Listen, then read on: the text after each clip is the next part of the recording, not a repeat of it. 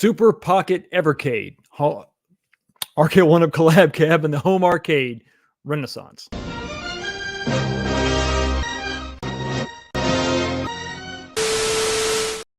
going on, everybody? Welcome back to the channel. Another episode of This Week, the show where we talk about what happened this week in the home arcade community. Thank you so much for stopping by. And I know eventually, someday, I'm going to get my entire intro correct. Someday. I don't know if it's going to happen. This is episode 109, everybody. Episode 109. And I don't know if you notice what's going on behind me. A little bit of a change. I don't know if you noticed that this is not signaling some kind of a shift in the channel. This is just a shift in the arcade. And this is basically, I'm letting you know how far I am in the process. Everything is out of the arcade area, and it's over here behind me, all of it. So I got my real arcades, obviously the main four here. And yeah, that for those of you who are kind of questioning what's going on with Die Hard, that's an Arcade1up 17-inch monitor in there. It's a placeholder. I have a real CRT that I haven't put in there just quite yet. It's easier to move this thing around when it's lightweight. That was in there just for testing the board and everything else. So yeah, so I got the real cabs behind me. Behind them are all the Arcade1ups. The Gran Turismo 25th driving cab is disassembled over in that corner. T2 is actually by itself. That wasn't intentional, but yeah, one game, I guess, gets you in the corner. Nobody puts baby in the corner. Yeah, well, I'm putting T2 in the corner. So that's what's going on. I'm really excited about where I've gotten so far. I got to get a short video out there to you so you can kind of see the progress so far. And that means, unfortunately, drywall. But we're not going to talk about that right now because that's sad and depressing and horrible, and nobody likes it ever. And the people that actually do drywall for a living are the heroes. They're the real heroes. Yes, they are. So let's talk about what I'm drinking tonight. So I told you I was going to get something different. I did. I found something different. This is Johnny Drum is the name of the bourbon. And it's, at first I thought it would be a little bit too harsh because this is a 50.5% alcohol. And usually the higher content of alcohol will usually mean a burn, right? It's going to be uncomfortable. It's going to be too harsh when you swallow this gasoline, basically. It's not the case with this. It's absolutely not the case at all. Now, I have had some of this dry, neat, just to get a full, get the full flavor, the full picture. You have to do that with a new bourbon to really understand what's going on with it. You can't dilute it with ice. I do that because I'm live streaming and I got to have a little bit of moisture, but it's really not that bad. It's not that bad at all. I was trying to look for a few of the others that have been suggested by many of you, and they were, I think it was Old Noble was the one that I was going to give it a shot, and that was gone. So this was something a little bit different. And even though it's got the high alcohol content for sure, over 50% is a lot. It's not bad. It's really not bad. So if you see Johnny Drum on sale, I got this. I picked it up for, I think it's normally $45 or $50. This was $35 on sale. Pick it up, give it a shot. It's not bad. It's actually just a little warm, and then that warmness dissipates pretty quickly. So I was kind of shocked at how non-harsh that was. So that's what I'm drinking. Let me know in the comment section, or in the if you're watching this replay, the comment section, or in the live chat. Let me know what you're sipping on tonight as we begin to wrap up our weekend and look down the barrel of another work week. I don't have a lot going on this week. I do have to go up to Minneapolis real quick. Unfortunately, I can't really take any time for myself. It's going to be it's a turn and burn. I got to come back the very next day, which is good. I get to come back home, continue working on this, continue working on some stuff locally. So that's always a good thing. So you know what's in my glass. Let's talk about what's in the poll. Every week we have a poll question. This is going to pertain to, I think, one of the main topics we're talking about tonight. And the question is simply this. We got 70 votes already. Make sure you jump up there and make your voice be heard. I need to know where everybody falls on this. This is actually a pretty good general question. I think I may have asked this before, but I don't know that I phrased it, in this way. But here's the question. Here's the poll question. How much does the artwork impact your purchase of any home arcade cabinet / Arcade1up? Not just Arcade1up, but really anything. I think I put / Arcade1up because it tends to be more of an issue with Arcade1up cabinets because they make more of them, and they tend to be focused on a single game. So it does have a little bit more weight, but overall, what do you think? So you got 4 choices, basically 0%. I don't care. I don't care what's on the side of the cabinet. Who cares as long as it plays? Who cares? I don't care. So that's 0%. You got 25%, 50%, and then 75% plus. I didn't do 100% because I'm assuming that nobody is that dedicated to the artwork. If you cared that much about the artwork and didn't give a damn about the cabinet, then you would probably just buy a poster and call it a day. So, but if it's really super high on your scale, 75% plus, 50% obviously right there in the middle, and a little bit more than zero is where you would be at like 25%. So I'm really interested to see how this lands because it affects some people a lot. Some people don't care. Give me just a cab with black sides and I'm fine. But others really want that artwork to be, it's got to be spot on. It's got to be good. And if it's ugly, I just won't buy the cabinet. I know I've actually been able to say that a few times. It wasn't the only factor that came into me not deciding to purchase a cabinet, but it was definitely one of the factors for sure. Let me see if I can't focus this in a little bit better. There we go. All right. So that's what I'm drinking. You see what I'm doing. You see how things are changing behind me. And yeah, it is pretty cool. I'm going to be honest with you. To get the big cabs behind me and to see the difference, I'm sure you're seeing this this monitor go this way. The old CRTs. Obviously, the Astro City has a CRT in it as well. And then the other LCDs, you don't see that effect. So it's just kind of a cool thing. Now, I do not have the Unico monitor in there. That's the flat screen that came with the Cruising World cab. I haven't got around to that yet because I've been kind of busy. But yeah, excited to talk about that and other stuff with you. But before we get into all that, let's say hi to everybody in the chat. Now, I'm going to start off right off the bat.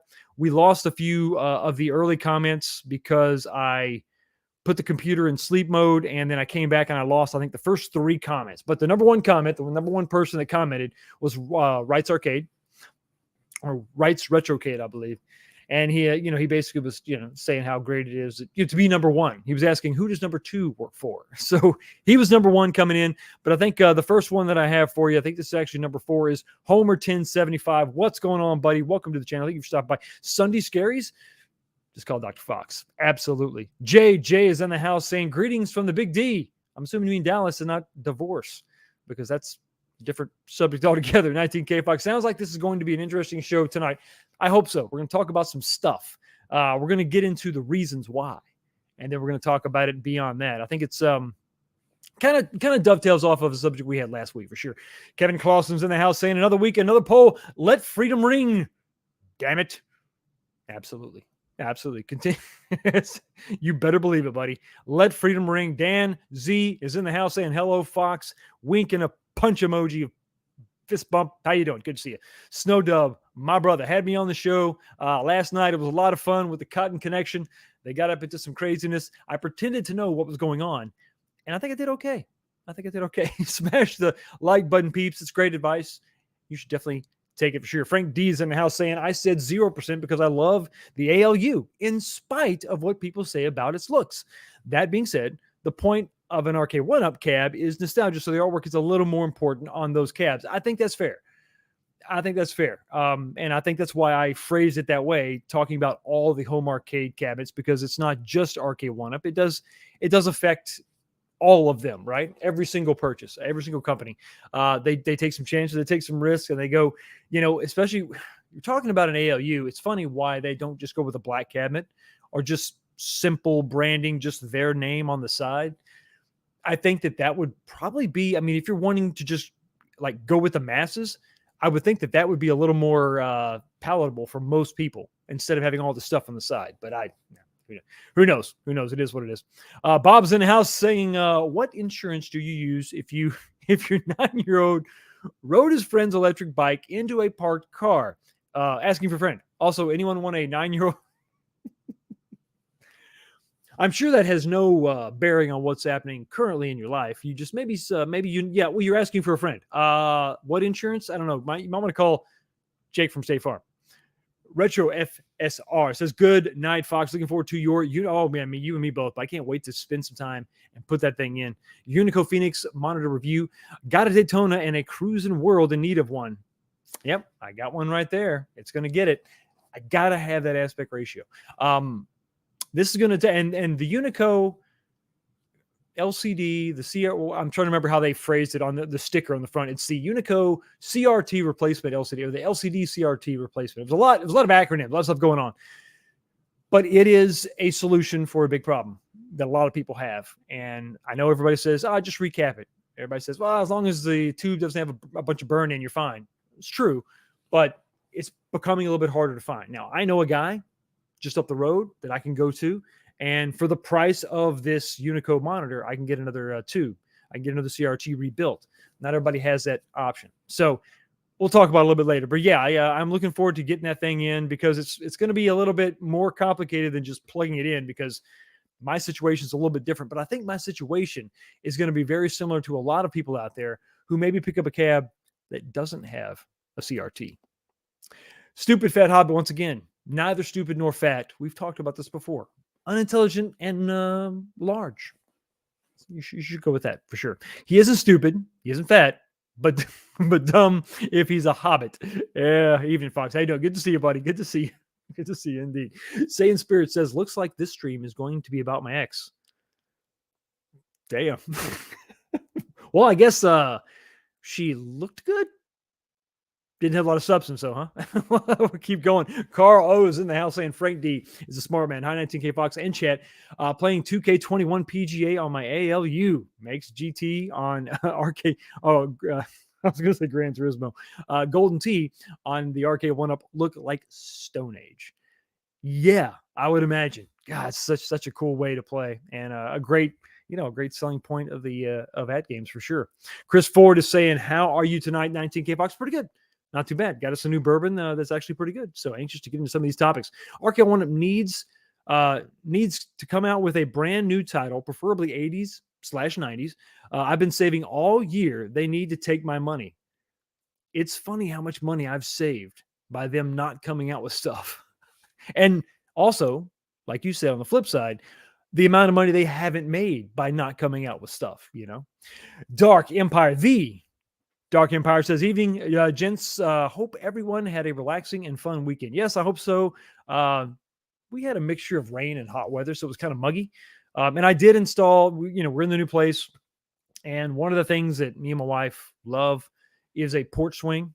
And while we have a porch, but it's not covered, but we have a lower section underneath that porch, the walkout from the arcade here, the basement, and that was a perfect spot for a porch swing. So she got one for her birthday. I hung it today, and it was a nice day to sit outside and just swing. So ended up being a very relaxing half of the day for sure. Andy's Game Room is saying, good evening, everyone. Good to see you. How you doing? Scrolling down, catching up. Here we go. Jason M is saying, good to see you all. Hope you had a good weekend. Absolutely. Biggie D is in the house saying, what's up, everybody? How you doing? Let me see. Walter Harris is saying, let's go. What's up, Fox and fam? Damn right. Good to see you, man. I'm glad you're here. Glad to see you. Nova Sonic 23 says, hey, Fox. How you doing? Damn good to see you. Let me scroll down here. The bad guy, Mike Worley. Hi, Carl. How's it going? Once again, choosing at this point just to be bad.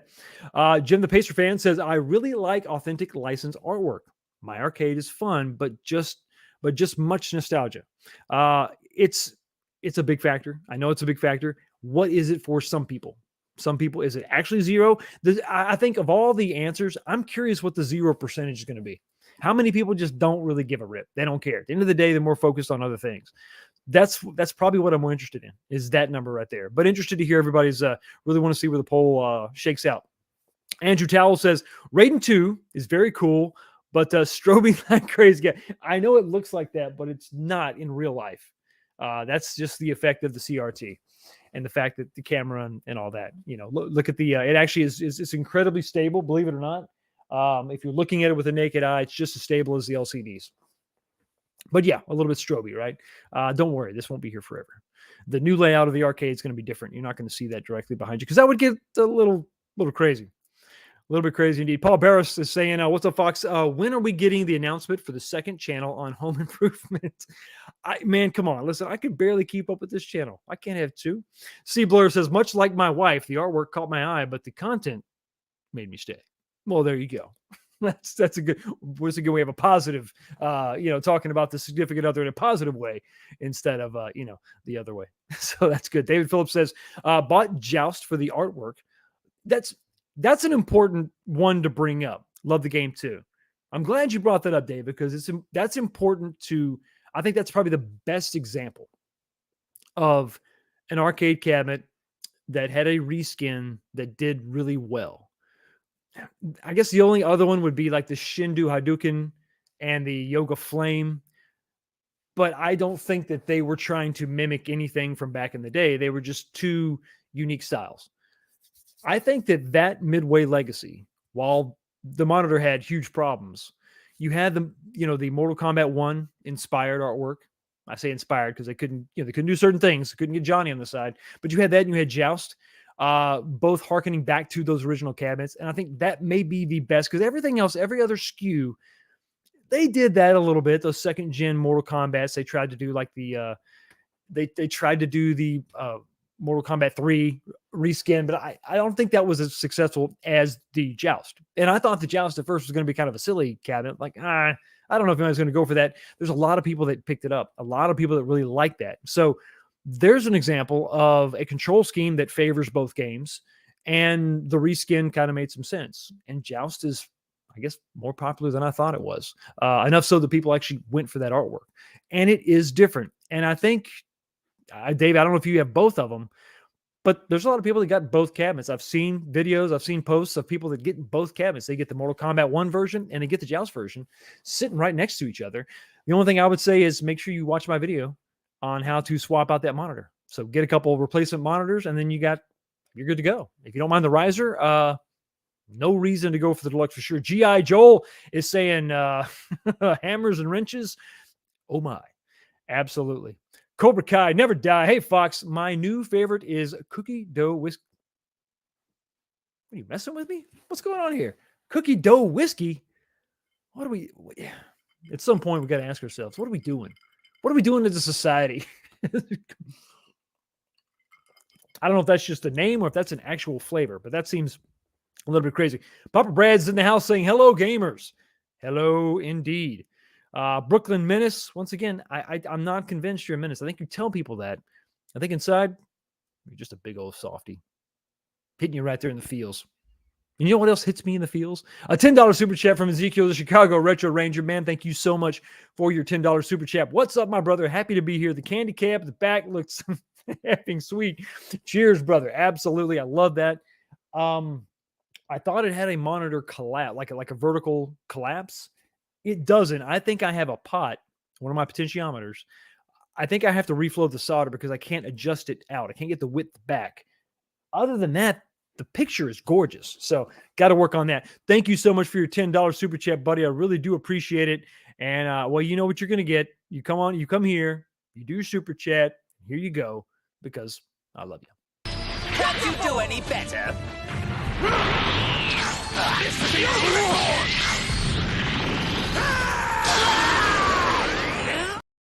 Thanks again, man. Always supporting the channel. It really does, man. It means a lot. Jason's in the house saying, hi, Fox. Sorry I've missed the last couple weeks. No need to apologize. I'm just glad you're here right now. Thanks for stopping by. Wife and I did a vacation to Italy.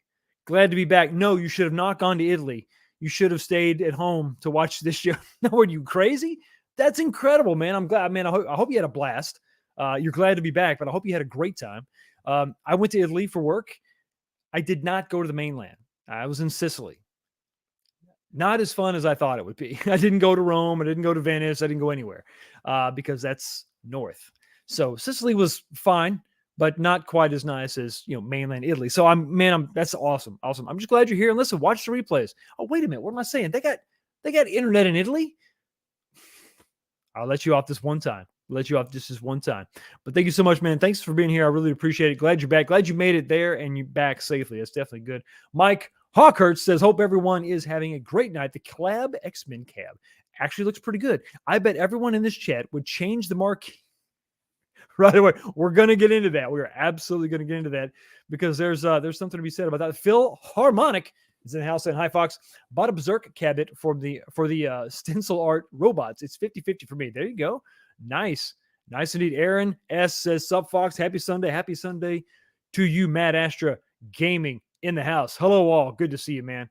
Good to see you. Carl, did I say? I think, yeah, I said hi to you. I just want to make sure I said hi to you. Con Storm Entertainment says, hey, you got the rating camp. I did. This was the, if you didn't watch this build on the channel, go back in the archives of this channel and check it out. This was a Surf Planet cabinet, but I loved the fact that it was an HS5 cabinet. It's exactly the one that I wanted. I had an HS1 with a Street Fighter 2 in it, but the HS5 is just a little bit better because the T-molding goes around the bottom and it's spaced off the floor. So it looks really good. And this is the one that I convert. So I took that, I converted, I flipped the monitor on its side, went from horizontal to vertical, and love it. Absolutely love it. And I know it looks like it's doing something crazy on the camera, but the image is solid and it looks great. The colors are awesome. Absolutely awesome. Weapon X, I love your new cab. It looks really good. Thank you so much for stopping by. Saying, yo, Fox, MSU Rich says, good evening, everyone. Good to see you, buddy. Good to see you indeed. Lisa, Retro, Lounge. Great to see you. Absolutely. Love seeing you. Thank you so much for stopping by. I'm 75% plus. It's got to look the part to be in my games room. Absolutely. You got to have standards, and it's absolutely understandable completely. Throw it in there, vote 75% plus, absolutely the way it should be. And it's great to have everybody involved. It's great to have everybody voting, and it means a lot to me. It means a great deal. Just like another super chat, $2 this time coming from 36D. Thank you so much for your $2 super chat, buddy. Really do appreciate it. What did you think of the new Mortal Kombat 1 Smoke's Fatality? I haven't seen it yet. But everything I've seen from MK1, the reboot, the remix, it looks incredible. But I have not seen that particular fatality. Thank you so much for your super chat. Speaking of Mortal Kombat, I'm sorry. I hate to do this to you, but you got to go to the pit. Finish him. Melina wins. Flawless victory. Fatality. So young. But you'll shake it off. It's fine. It's no problem. It's no problem at all. Just like a $5 super chat from my brother, Snow Dubs. Thank you so much, buddy, for your $5 super chat. Man, I really do appreciate it. Thanks again for hanging out on my channel last night, Fox. You can bill me for the therapy. It's an ongoing fee. It actually never ends. Ever, never. Thank you so much for the $5 super chat, brother. And you're a Mortal Kombat fan too. No. Oh, I know. I got something for you right here. Finish.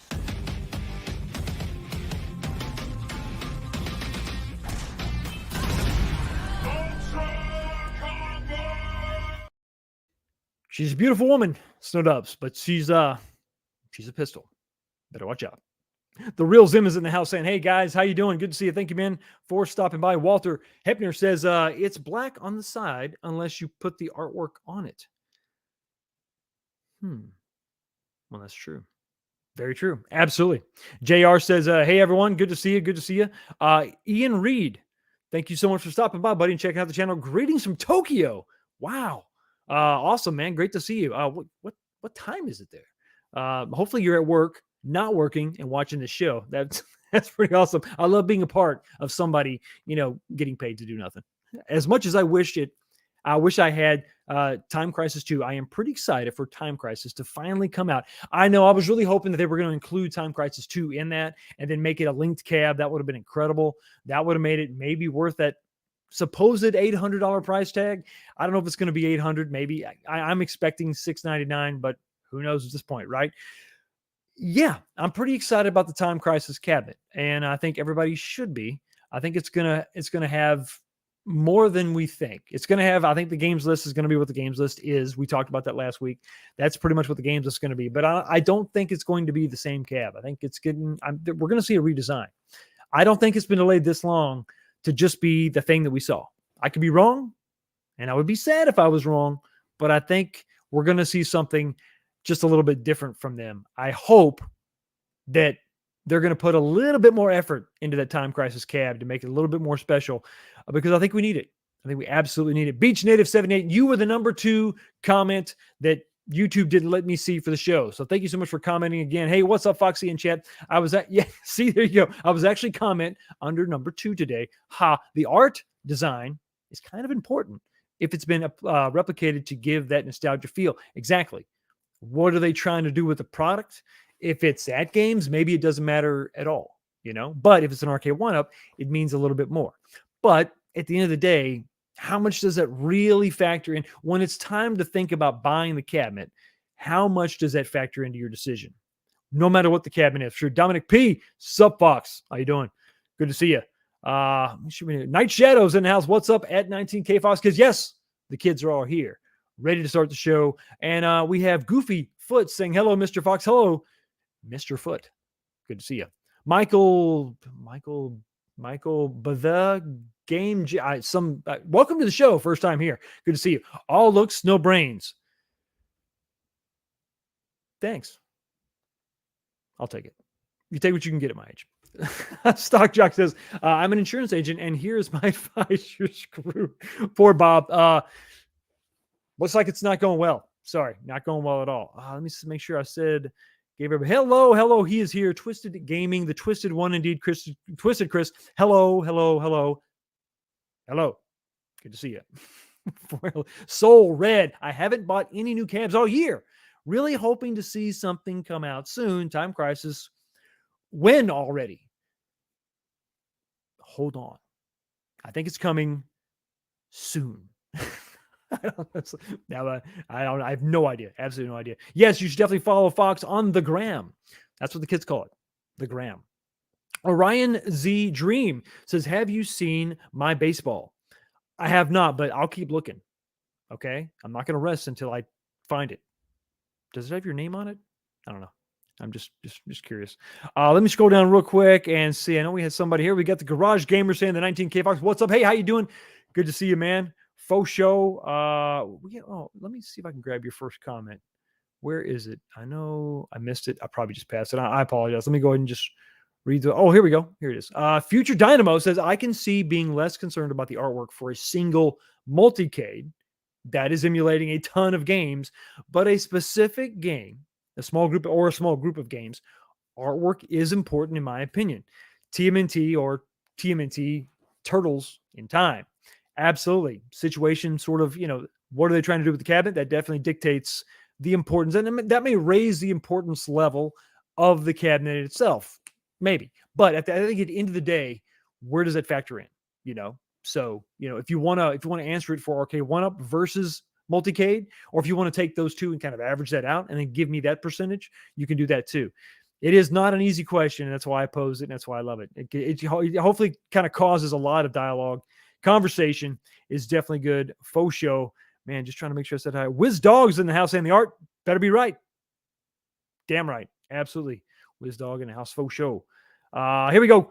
Kongs are us. Sub Foxy in chat. Thank you so much for stopping by the channel, buddy. And if you're interested in what the Mr. Kongs, the B, as it were, has to say about all this, stay right here, because after this show, you're going to be redirected automatically to his channel where they got some stuff to talk about. So hang out with me and then go hang out with him. Big Reese, the Big Reese's in the house. Thank you so much for stopping by, buddy. Good to see you again. Any more four-wheel drive arcade action coming our way? Let us know. I do appreciate it. Miss G, Tammy, that is. Thank you so much for hanging out, stopping by the channel. Good evening, Foxy and friends. Face red heart shape. I guess that's the phonetic spelling of the emoji you were leaving. And I thank you so much. I appreciate it. Okay, I think we've said hi to almost everybody. Got to make sure I got Sir Sega's in the house saying no brains, no headaches. There's that. Absolutely. Absolutely indeed. That's definitely a benefit for sure. You know what else is a benefit? A $5 super chat from 36D. Thank you so much again for another super chat, buddy. Really appreciate it. This time $5. Will you please teach Super Game Room dudes about Mortal Kombat? Their new Mortal Kombat channel is ill-informed. I saw that. I was really unimpressed. I thought that the lack of Mortal Kombat content on that channel was it was shocking. It was shocking. And actually uncalled for. And you know what? It was a false advertisement because it's clearly billed as a Mortal Kombat channel. And I just don't see how they can do that legally and cover absolutely no Mortal Kombat subjects whatsoever. I mean, nothing. So I think that maybe we should file grievances with YouTube. I don't know.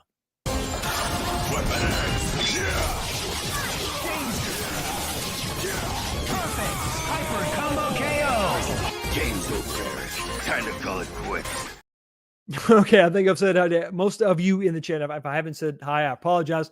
Make sure you jump up and vote in the poll. Once again, the poll question is simply this: what percentage, how much does the artwork impact your purchase of any home arcade cabinet like Arcade1up? It's a percentage: 0, 25, 50, or 75. Let me know about that. 148 votes. Let's see if we can get that up to over 200. That would really be awesome. It helps me figure out if it's even worth talking about. Does it even matter? Is everybody just 0%? I don't think that's going to be the case. Anyway, so we've talked about that. We talked about the drink. We said hi to the chat. Let's go ahead and talk about the first topic. A couple things to talk about now before we get into some of the main topics. I wanted to talk about Shredder's Revenge, the DLC. This game is awesome, was awesome right out of the gate. We had a ton of fun. I forget whose channel we jumped on, but we all did a live stream where we all played the game all the way through. It was really, really fun. I love the art style. The gameplay is just excellent. And they keep just making you so happy you bought the game because of all this DLC that keeps coming out. Well, there's a little bit more to this DLC than just another character, and additional stages. And they kind of announced this a couple days, I think 3 days ago. There was an announcement trailer giving us a little more detail about this DLC. So I want to go ahead and show you that that trailer, and then let's talk about it. Here you go.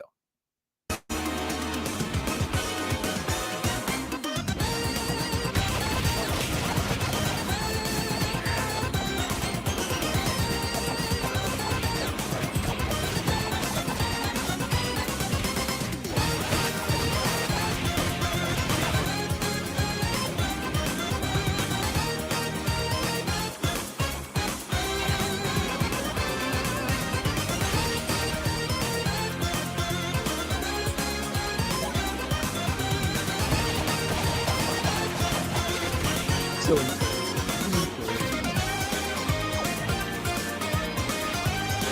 that's a cool feature there.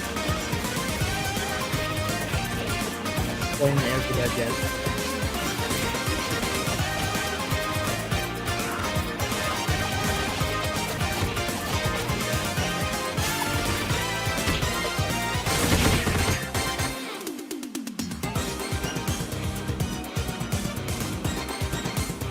Dimension Shell Shock. So that looks really fun. So it's adding a lot of stuff. It's not just a playable character. It's not just additional levels, but they've added the survival mode.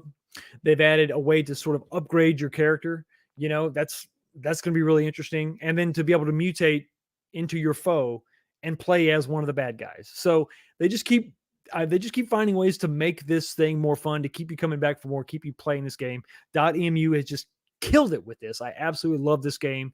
And I'm so excited to just have this DLC keep bringing us something a little more special. It's not just characters, which are great. I mean, playing as different characters is fun, but basically unlocking the villains for us to play as, survival modes and all that is really cool. I love the way this game does this. I hope that more companies continue to do this. And for the most part, DLC does come out, but it's not always like this. It's usually in the form of skins. Sometimes it's a massive DLC where you get a giant map, but I'm a huge fan of these beat 'em ups and anything that can kind of, maybe help you enjoy the beat up experience. Because once you kind of run through it, you've almost seen everything you want to see, really. And you can keep going back and playing specific levels, because that's kind of the fun thing about running through and unlocking everything, is you can go to individual levels and figure that out. That's pretty cool. But yeah, I love everything they're doing with this game. I love the DLC and the different variety of it. So it's really, really cool. I've loved it playing it. And I just don't know that the focus is working on this camera. There we go, a little better. So yeah, so I just want to share that with you. Let me know what you think about that in the comments or in the chat, because you're talking about a game that they've just continued to just kill. And I'm really excited about, Double Dragon Gaiden, whatever. I think it's Gaiden. Excited about that. I hope that they can do some of the same things, continue to sort of extend the life of that game for sure. And just keep it going. The Toxic Crusaders do the same thing. And, I hope this inspires other people to go back to the well and really explore this two-dimensional, landscape where you have the graphics now. You can really add a lot of fine detail to the 2D playing plane, and I think you can really do a lot with these beat 'em ups. And I've actually found that I don't really care about the fact that the sprites are small. I kind of had an issue with the turtles being so small on the screen, but it works out. It works out. And you can tell with that many characters on screen, they kind of need to be that small. So I'm just having a hell of a good time with this. Played on the Switch, played in portable mode because I travel a lot. So there's that. So definitely want to share that with you and check that out and let you know I'm excited about that for sure. Can't wait to play that once that drops. The Unico LCD unboxing. So if you didn't see that, that's one of my latest video. I think it was my latest video.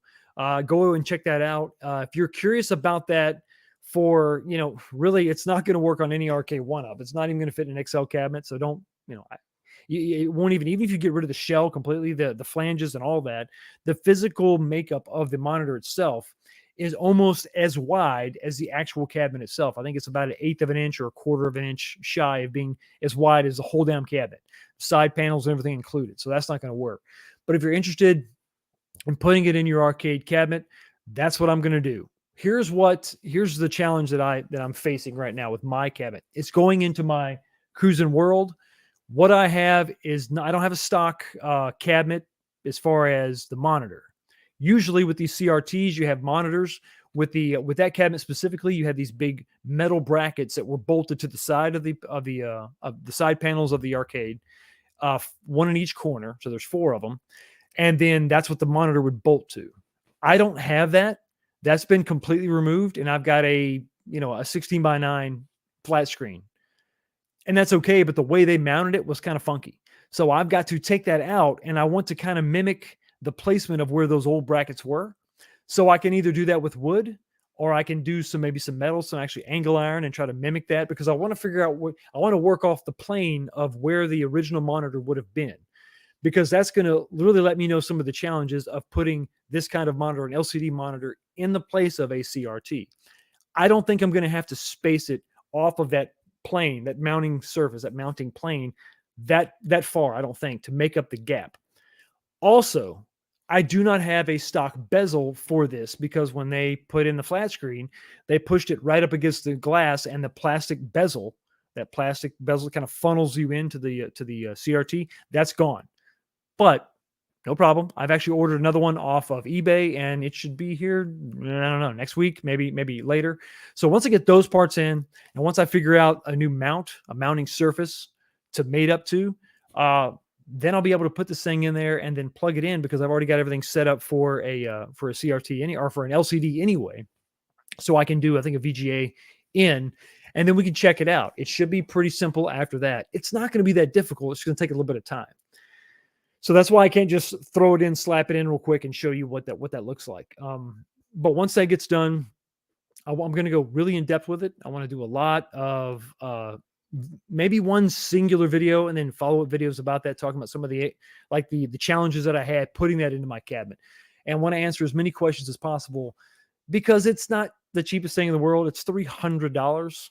And when you think about it, if all you need is just, if you got a bad monitor or CRT, you can probably go, even if, let's say your tube is just destroyed, tons of burn in, it's not even worth saving. You can go buy another one. Like I said, I got a guy who will sell me a brand new rebuilt, not brand new, but a rebuilt chassis and a good tube for $300. And then the thing about that is you just bolt it in. Sometimes it requires an additional isolation transformer, depending on the model. He usually rebuilds 7000s, which require a separate transformer. So that's an additional $30. But if you're replacing a CRT, okay, now you're going to spend $300 for this LCD, and to put it in is not going to be exactly plug and play. So there's a little bit of a challenge there. What's going to be the most cost effective? I think at the end of the day is what it kind of comes down to. And if you're not super handy with tools, maybe you can't just fabricate a mount. So there's going to be some definitely some ways to kind of things to consider before you make this purchase.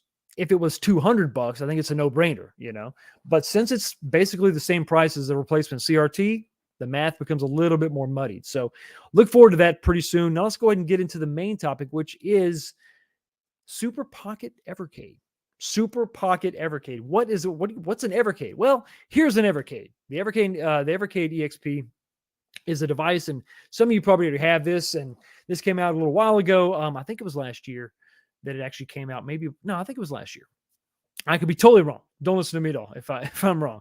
A lot of other guys in the space got this. They were into it, and I didn't really jump on board with this. Not that I hate the idea, not that I hate cartridges, because cartridges are cool, but and not really that I hate the handheld itself per se, but it was $150. Now, right now you can get this thing for about $130, and let me get a drink. About $130 you can get on Amazon right now. And the big thing about this is that it comes preloaded with some Capcom games. And then you can also buy cartridges for about $20, and they have a lot of games on them, and they're basically based on like publishers. So, Data East, Taito, iRoom in this picture right here, you can get these cartridges and plug them in, and it's really cool. And yeah, I see you in the chat talking about tape modes. You can take this thing. Another really cool thing about this particular handheld is you can actually take this and flip it, and you can play it, like a vertical shooter. And it changes. If you look at the controls on your left, you have your D-pad and your 2 buttons, so you could play, a vertical shooter in the correct orientation and have a pretty good time with it. That's not something you can do on every game on your Switch. It's just not. Now, if they had Raiden 2 on this, I'd probably be all about it. But for me, I didn't take the plunge. But I kind of like the idea, kind of like the concept. It was probably a little too PSP-ish for me. I have PSPs. I have a Vita. Well, I have 2 Vitas. One that I play all the time. And then of course you got the Switch. And to me, it was fine. But $150, I think, was probably the big reason why I decided I don't really want to take a chance on it. It looks cool and people like it, but I just don't know that I want to spend $150 on this, because you can get an Anbernic handheld that's preloaded with a bunch of games. And while that's kind of sketchy at times, it does the job. It scratches that itch for me. Until there was an announcement this week about a Super Pocket. What is a Super Pocket? Well, it's a way to get into this Evercade ecosystem for less. So let me show you what was previewed, and we'll talk about it. So here are the 2 systems that are going to be available. You can see that if you look at the D-pad is something to consider, because the D-pad, I've heard, is very good. It looks similar to what you're going to get on this one, but not quite exactly the same. So I'm curious about the D-pad. But you can see this is very much like a lot of retro handhelds. It's very much like it's got the Game Boy type of size. And if this is the layout and the form factor that you enjoy, well, this is a different offering for you. Comes preloaded with games. But what does this have to do with Evercade? I don't really understand. What are you talking about, Fox? Evercade? There's no Evercade branding on this. What do you mean? Well, if you look at the very top corner, I know it's kind of hard to see, but you look in the very top corner of the packaging, you can see the word Evercade. And the reason why Evercade is even in the discussion is because it actually plays the Evercade carts. You can see on the very back of this. Now, this is the Capcom unit. One is Capcom, and then one is Taito. You can see at the very top, much like a Game Boy, you can remove that little cover and you can slot in an Evercade cartridge.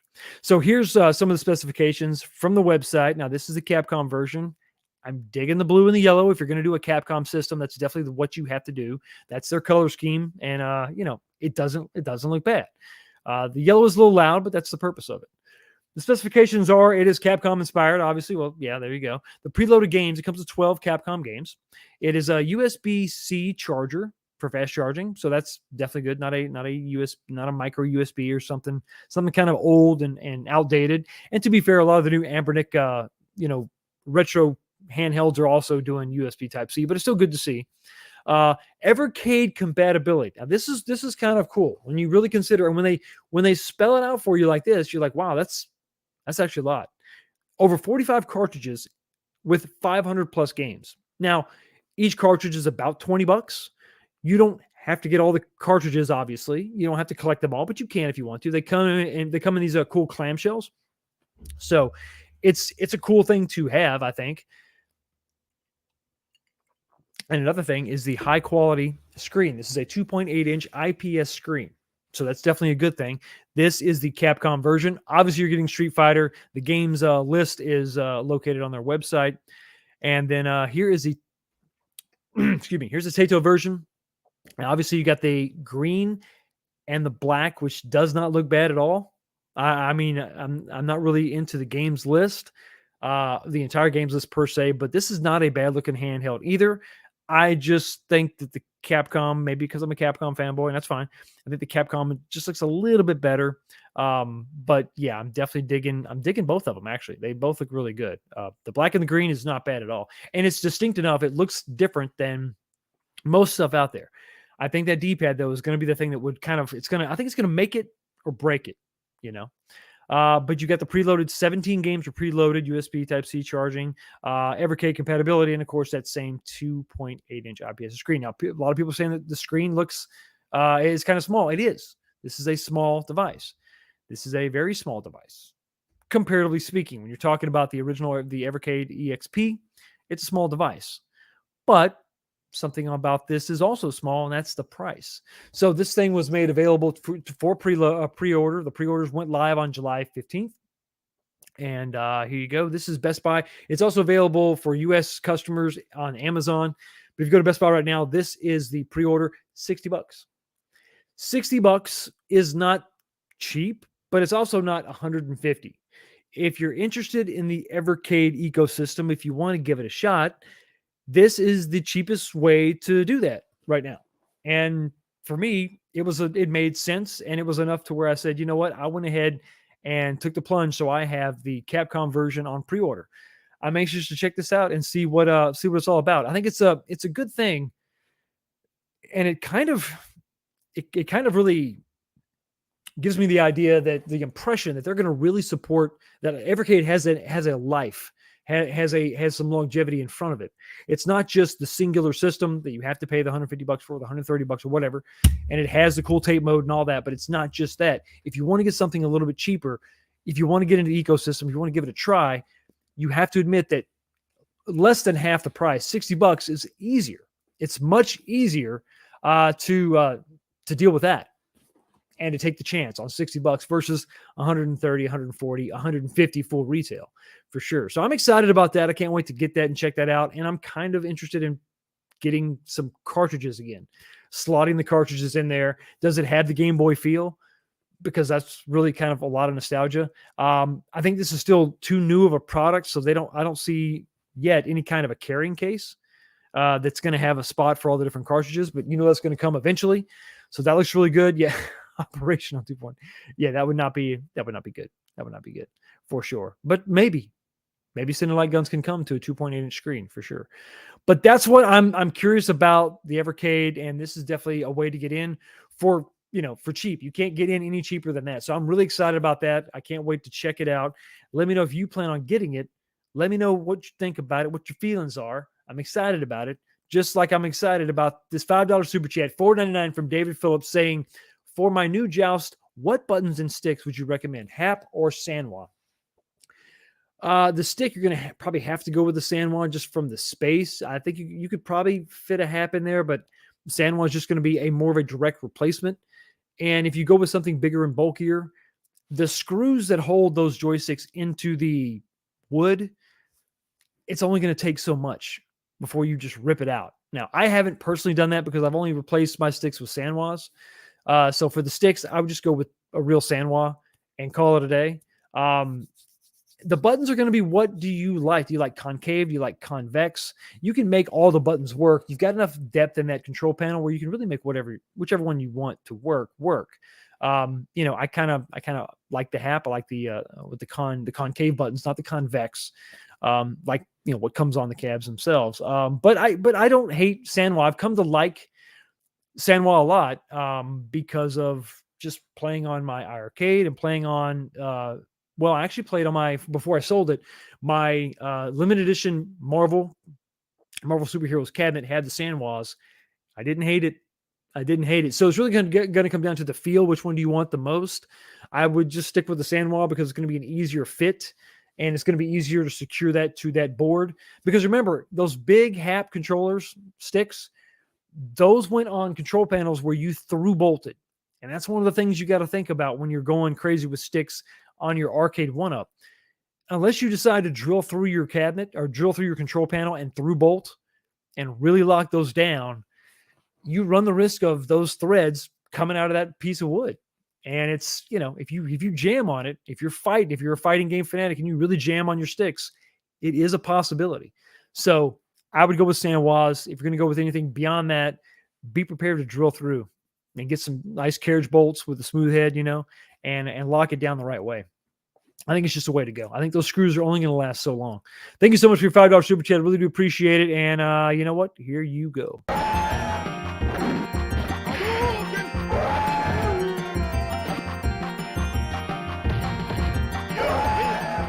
Perfect.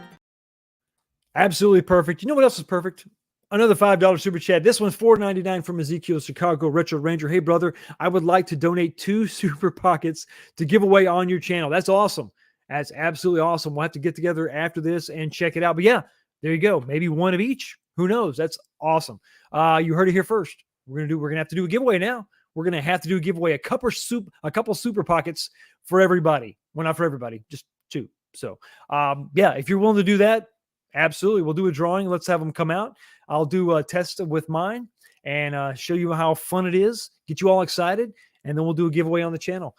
2 super pockets courtesy of Ezekiel, the Chicago Retro Ranger. Thank you so much for your $5 super chat and your commitment. I really do appreciate it. Here you go. Finish him.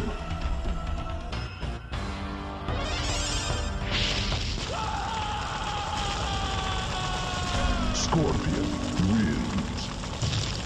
Fatality. Whoopsie. Yeah, it's really generous, man. I really do appreciate it. So yeah, let me know what you think about this. I think it's a great way to get into the Evercade ecosystem, obviously, but then also partake of some of these games. And I kind of like the way that they're divided up in the cartridges by, you know, the company that made the games. And it's a great way to kind of associate, you know, with those games and then, you know, kind of give those companies a little bit of love, a little bit, not a lot, a little bit. But I'm excited to get my hands on one. And now I got to figure out what kind of cartridges I want. I want to go ahead and get some cartridges. Why not? And then have like a, you know, we don't do a lot of physical, some of us don't do a lot of physical collecting anymore. There's not that much out there. There's so much DLC. There's so much, it's so easy to download digital copies. And, you know, when you got a giant SD card in your Switch, it's easy to load that up with a lot of digital games, especially if you travel a lot on the road. My main home consoles, I tend to get physical copies, but you know, it is something that you got to kind of make yourself do, right? It takes a little bit more effort and you got to wait for the physical copy to show up. But when it's on your shelf, I mean, it makes a hell of a difference. I mean, just being able to go over here and just kind of reach over and grab, you know, a Sega Genesis cartridge. This is a reproduction cartridge, but let me get one of my old ones. The old 6-pack Sega Genesis. Where are you? I gotta lean way over here. Oh, it's all the way at the end. And who can forget classics like Booger Man? It just doesn't get any better than that. You know, there's something about it. There's something about the collecting. There's something about the physical. Obviously, I'm talking to a bunch of people that buy arcades, whether it's a 1-up, whether it's a real arcade. And, you know, it's obviously the tangible nature of what we do. Reaching out, touching, and feeling. There's so much of that experience that I kind of like what Evercade is offering. And so we're going to give them a shot. So I'm not jumping in with both feet. I'm going to come in at a low ball, $60. I'm going to get a couple cartridges because I want to check that out, check out that functionality, make sure it's not weird and wonky. And then that's pretty cool. So anyway, that is enough of that. Let's move on to the next topic. The Kith cab. Kith. You know, Arcade1up is known. They're known, not positively, but they're known for collaborating with companies that have absolutely no affiliation whatsoever with arcade gaming. It becomes more of a brand. It becomes more of a licensing type deal. They're interested in the license that Arcade1up has acquired. X-Men, Ninja Turtles, you know, Simpsons, whatever. Street Fighter, Mortal Kombat. We've seen all these in multiple variations. You know, who could forget the clot Big Blue cabinet? Absolutely disgusting and just looked like garbage. Who can forget the Supreme Mortal Kombat cabinet? Just, you know, it's just so much Supreme, you don't really know what the hell's going on. And there's a big lack of Mortal Kombat on that Mortal Kombat cabinet. Not a lot of, you know, association with the game itself. Who could forget the Chinatown NBA Jam cabinet? Once again, just what? Chinatown. The only one that I really liked, I'm going to be honest with you, the only collaboration that I actually really liked, and no, it wasn't Pizza Hut, and no, it wasn't 7-Eleven, was the Steve Aoki countercade. The first 2-player countercade that they ever introduced or ever showed us that they were going to do. It had some cool Steve Aoki stuff on the side. It wasn't a 3/4 scale, so I wasn't really worried about arcade accuracy. It looked really cool, and it was the first 2-player cabinet. And they made 30 of them. 30. I had the chance to bid on one a while back. Hell, it might have even been a year ago by now. On eBay, $1,000. No. But beyond that, that was the only one that I really sort of liked and was even interested in. That all changed this week, yesterday, as a matter of fact, when we got a leaked image, and then eventually it was confirmed by the Kith in question. The brand is Kith, and it's clothing and it's apparel and it's stuff that probably is not for our demographic at all. But let's talk about it. So here's the image of the cabinet. This is the one that came out. And this is a Mortal Kombat 2 cross promotion with a brand called Kith, Kith. When I saw this, I thought this was interesting. And so I put the picture out there on the community post, and I wanted to get your reaction. I wanted to get, what do you think? What do you think about this? And a lot of people like it. A lot of people like it. Now let's there's caveats with everything, right? The marquee is probably the number one thing that people hate. I mean, the marquee is it just says Kith, which I guess I understand. It's the brand, right? And it's the only thing that's lit on the whole thing, right? It's the only thing that's really highlighted besides the monitor. So you're not going to see X-Men. You're going to see Kith lit up. That's disappointing. But overall, I don't hate the cabinet. Now, let's be fair to the original Marvel versus Capcom. The side art was not arcade accurate at all. They just took the images off the PS2 and the Xbox games and threw it on the side. So that wasn't really arcade accurate. And those cabinets really didn't have anything super specific as far as artwork on the side. But this is something different. So let's talk about it a little bit more. We'll zoom in and take a look at some of the side art. Let's take a look at some of the things that are going on. The color scheme, I think, is number one. The color scheme, I like this darker green. I think it works well with that black T molding. It looks way better than the diamond plate. The overuse of the diamond plate on the original version. Oh no, I'm sorry, not the diamond plate, but the graphite, the Capcom graphite, the stone looking was just overused. It was too much. On this, they've subdued that some. You've got this green sort of looks like almost like a mesh. And if you look at the front kick panel, it's not just black. It looks like mesh. It looks like it's a cross pattern of some sort. It looks really good. I mean, it looks pretty good. Like I said, the green really goes well with the black, but the side art is something in question. We talked about the marquee, right? But the side art is something in question. A lot of people don't understand why it's so X-Men focused. A lot of people don't understand why. I mean, this is a Marvel versus Capcom 2 cabinet. There are X-Men games on the cabinet, but that's not really what this cabinet was known for, at least to us. This was the cabinet that finally brought us Marvel vs. Capcom 2. Not 100% perfection, but it was the first time we were really waiting for this game, and it finally came out, and we got it. But Marvel vs. Capcom 2 is what we were waiting for.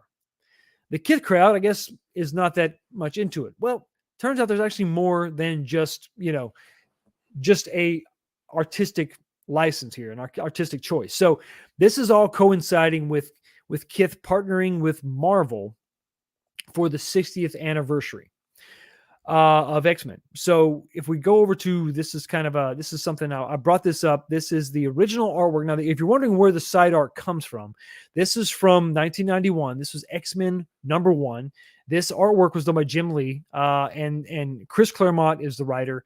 And this was a big, significant relaunch of the brand of the storyline that kicked off in the Marvel comics. And this was, to this day, the most successful relaunch, the most successful comic as far as sales go, period. Nobody's beaten it yet. And it was an incredible run. And so I just want to briefly run through some of that. This article was written in, I think, 2014. So, I'm sorry, 2021. Yeah. So it was the 30th anniversary of this particular comic. But it says 30 years ago today, August 20th, 1991, Marvel Comics released the much-anticipated relaunch of their most popular franchise, the X-Men, written by longtime Uncanny X-Men writer Chris Claremont and drawn by Jim Lee and Scott Williams. X-Men Volumes 2 first issue was a seismic jolt to the comic book industry. The first issue of the second X-Men series sold more comics than any other single issue before or since, as of 2021, and it helped turn Marvel's mutant team from something other comic book reading nerds knew about to true multimedia phenomenon that it might be the most popular single issue of mainstream comics of the modern era. And just the way that it impacted pop culture and everything. This was really a massive, this was only the second official launch of the X-Men, a reboot, a restart. And to kind of give you a little bit of a context, Magneto became, one of the X-Men members, but in this they really wanted to reset and make Magneto the villain, right?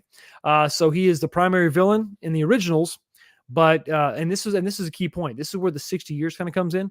Back in 1963, the original launch, the original X-Men #1 came out in 1963. So that's where the 60 years come from this year. But over the years, Chris Claremont evolved the mutant master of magnetism into a sympathetic bad guy, and then as an anti-hero, and then finally into a full-fledged member of the X-Men. Claremont even made him headmaster of the Xavier School. But Marvel wanted the X-Men's #1 adversary back as the bad guy in this particular reboot here. So this X-Men #1, basically Magneto is the bad guy, and this kind of sets the stage. This is 1991, right? This sets the stage for the modern interpretation of X-Men as we know it today. And later on in the article, they reference, the movies and Michael Fassbender being Magneto, and then first, Sir Ian McKellen, and then obviously, Patrick Stewart as Professor X and all that. So this is kind of where all this started. And this is what they're paying homage to, not just, X-Men generically, but this specifically. That's what this is all referencing. That's where that side art comes from, and that's where the 60 years of Marvel and this collaboration, all that's come from. Arcade1up is only a small part of what Kith is doing in their partnership with Marvel to celebrate the 60 years. They're doing all kind of stuff. There's clothes, there's shoes. They've got shoes for each character in the X-Men. It's just kind of crazy. But we don't care about that stuff.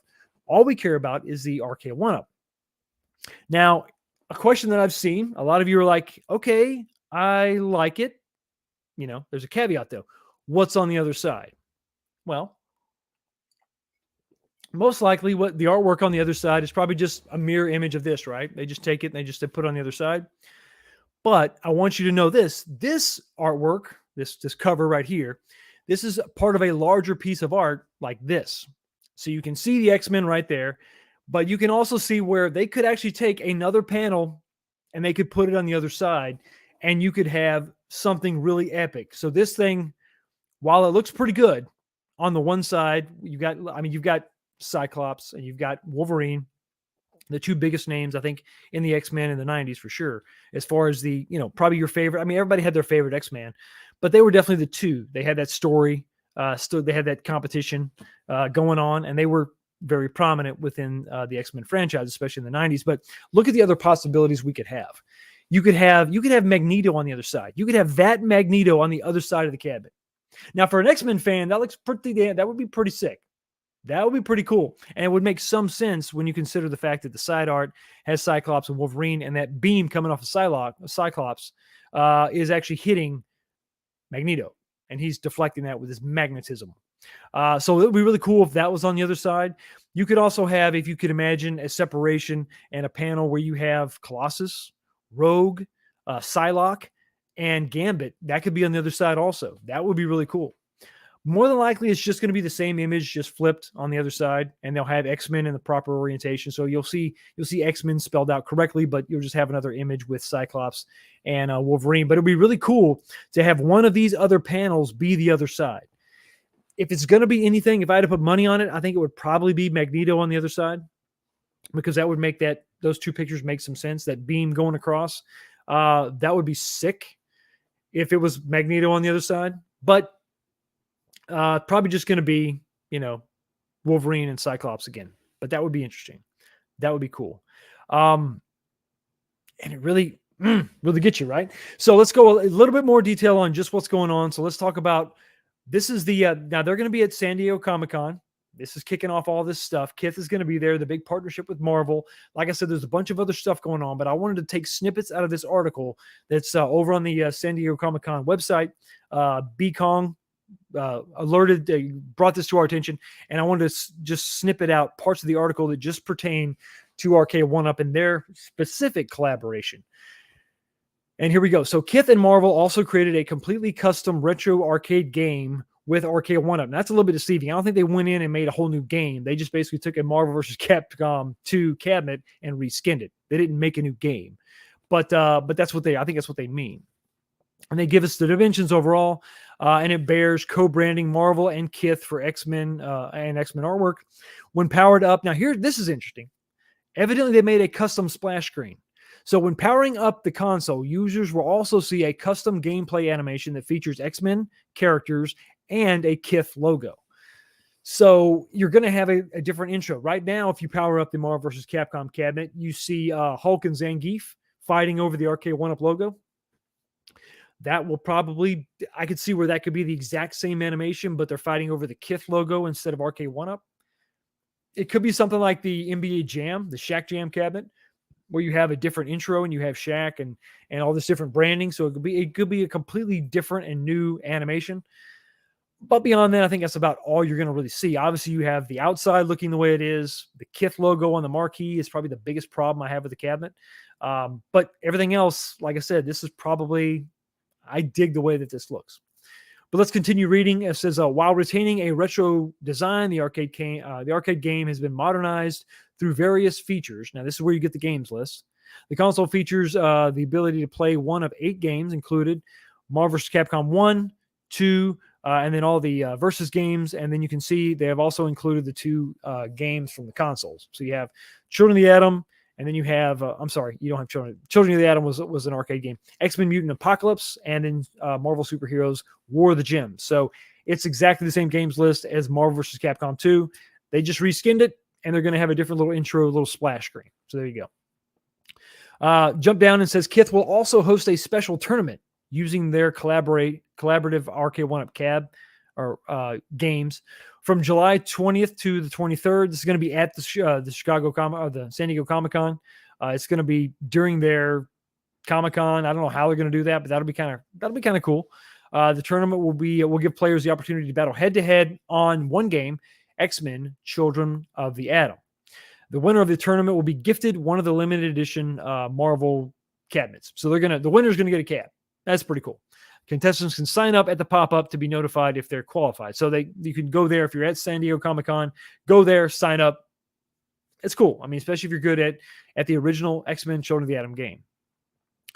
And then lastly, this is the part. If you're interested in this cabinet and where to get your hands on one, it says the Marvel, Kith, and Arcade1up console will release publicly on Monday, July 24th at 11 a.m. Eastern on their website or their app. So there you go. If you're interested in getting this, there you go. That's what you can expect. That's where you can get it. And I think that I think it's a good looking cabinet. The X-Men branding makes sense when you think about what they're trying to celebrate. They're going right back to the original 60 years of X-Men, and they're paying tribute to that by going back to 91 and bringing up that first issue of the comic that has sold more issues than anything. So it makes sense, right? It doesn't just say Supreme on the side. It doesn't just say Kith on the side. It doesn't like Chinatown, just Chinatown. It makes sense. So they've actually put some thought into this design. Now, there you go. Hit the button. There you go, Fox. So they put some thought into this design. X-Men is on the cabinet. So while you and I think this is a Marvel vs. Capcom 2 cabinet, and at first I was like, that's confusing. Why would they why it's not an X-Men cabinet? Well, but X-Men is on it. And the X-Men characters are in Marvel vs. Capcom 2. So I get it. I get it. It's fine. Looks like they're going to have, I can't tell if that's going to be a custom stool or if that's just going to be another Marvel vs. Capcom 2 stool. It looks like it's kind of green. So, I mean, that's not bad. How much is it going to cost? I have no idea. We have no idea. Hopefully it's just $5.99, which is still too much, but that's what it goes for now.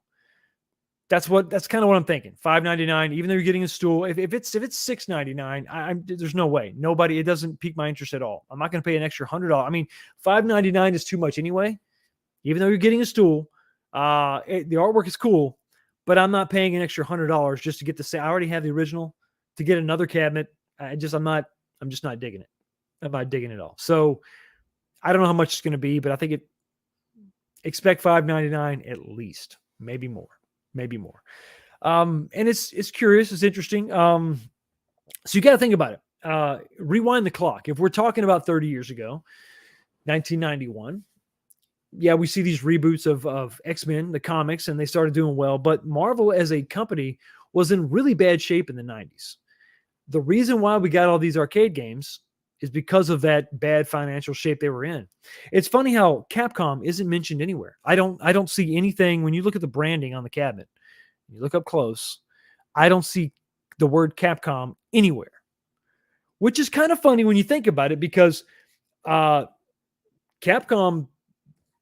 really did Marvel a favor by making these games. I mean, Capcom was the biggest name in the 90s, probably the biggest name in gaming in the arcades. And then this collaboration with Marvel and taking these characters and putting them on the screen. And that was just, I love these games. I absolutely love these games in that CPS2 type style of animation. Just great. But Capcom kind of did them a favor.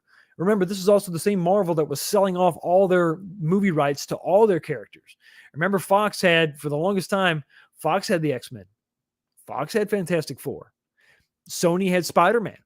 Spider-Man. How the hell you sell off Spider-Man? What was it? Paramount had the Hulk, you know? And whenever Marvel Studios legit started up, they had to start with Iron Man because they didn't have a lot of their original characters. They couldn't even, Marvel couldn't even make a standalone Hulk movie without Paramount being a part of it. That's why they didn't make another one after that first movie, because it's like, we don't want to split the money with Paramount. So they could include the Hulk in other movies, but they couldn't do a standalone. They had to start with these lower tier characters because, they couldn't start with Spider-Man because Spider-Man was owned by Sony. They didn't have access to that. So it's interesting that Capcom branding is not to be seen anywhere. Capcom should have been slipped in there somewhere. The fact that Capcom was one of the reasons why Marvel was not necessarily saved, but allowed to limp along for a while. They were in bad shape. They were in really bad shape. And Capcom is definitely a reason why they were, they kind of began to get back in that mainstream. They infused some cash into Marvel for sure. And, it is kind of funny when you think about the scarcity of the Marvel versus Capcom 2 cabinets. When they first came out, we don't know the number of cabinets that went to Kith. We have no idea. But these are obviously full-blown cabinets, PCBs and screens, obviously. The marquees obviously are different, so that's not the biggest issue, but you're going to have those were probably custom run. The PCBs for sure is probably the biggest thing that took away from customers getting their cabinets. Some of the scarcity. How much of an issue was this? How much did the Kith cross branding, promotion thing actually contributed to some customers who supported Arcade1up not getting their cabinets or having to wait longer periods of time to get their cabinets? That makes it a little bit of a bitter pill to swallow for sure. So it is what it is. These cross promotions are fine. As far as the looks of the cabinet, this is probably the best looking one that they've made. And I dig it. But if I was to get this cabinet, the first thing I would have to do is design a different marquee. And I'd even carry over the X-Men branding off maybe the riser and take that up and put that, you would have to put that in the marquee. You would have to do that.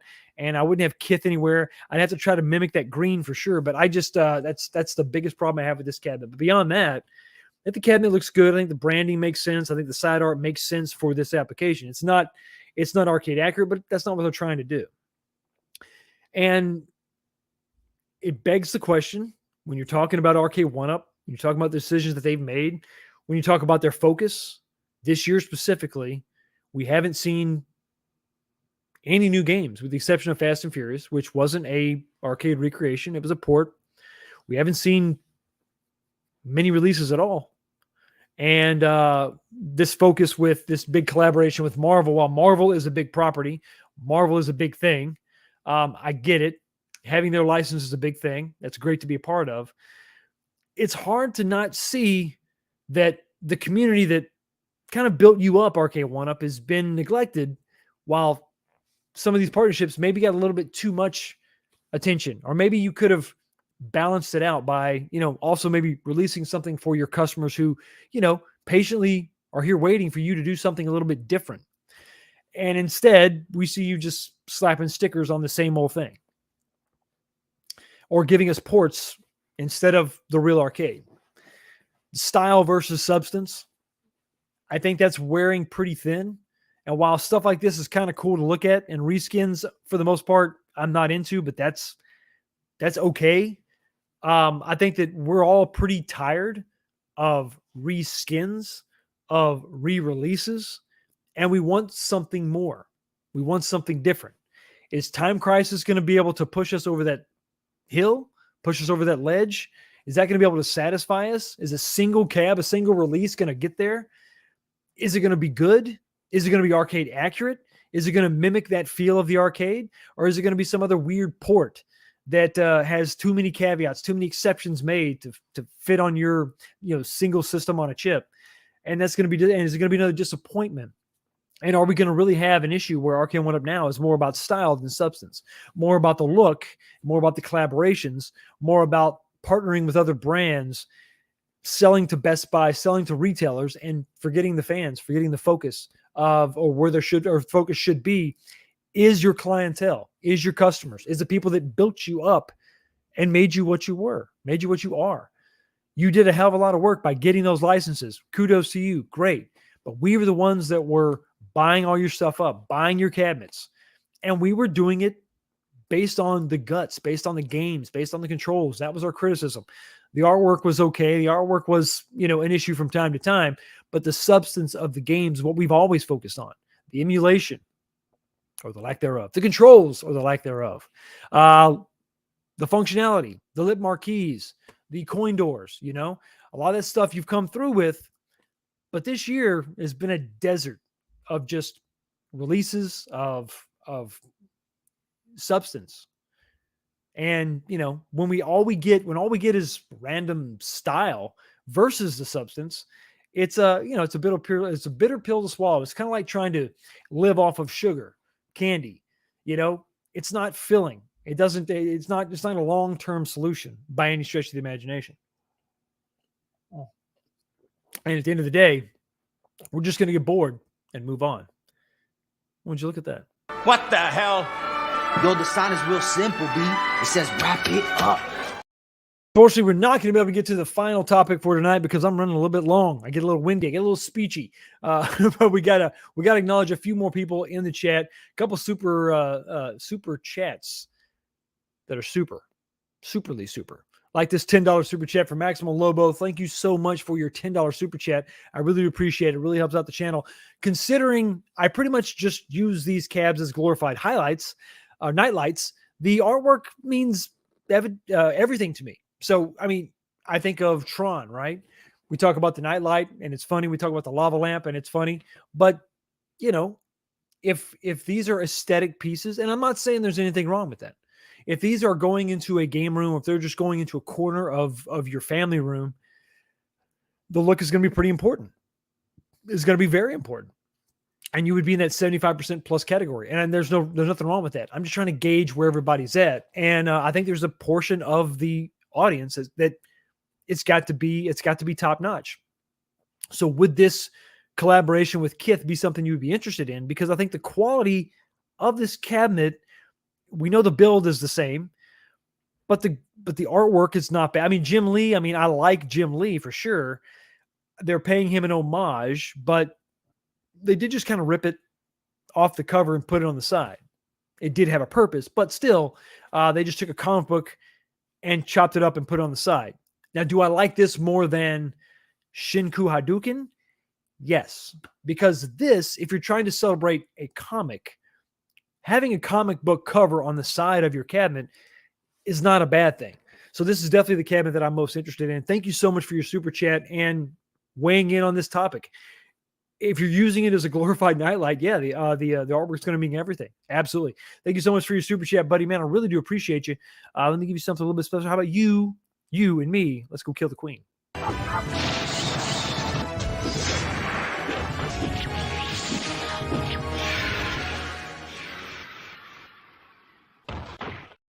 Man, I just thought about this. I've been thinking about this for a while. Good things always come in threes. Think about your favorite movie franchise. Usually there's 3 of them. And if there's more than 3, oh, they're bad. But threes, great things usually always come in threes. Like this third super chat from 360. Thank you so much for your $2 super chat, buddy. I really do appreciate you. Is the winner of the Kith Cab going to be Ashley? There's a very strong possibility. Let's hope that Kith is actually giving away the cabinet and not Arcade1up, because if Arcade1up gives away the cabinet, I don't care who gets it. The winner is going to be subject to much scrutiny.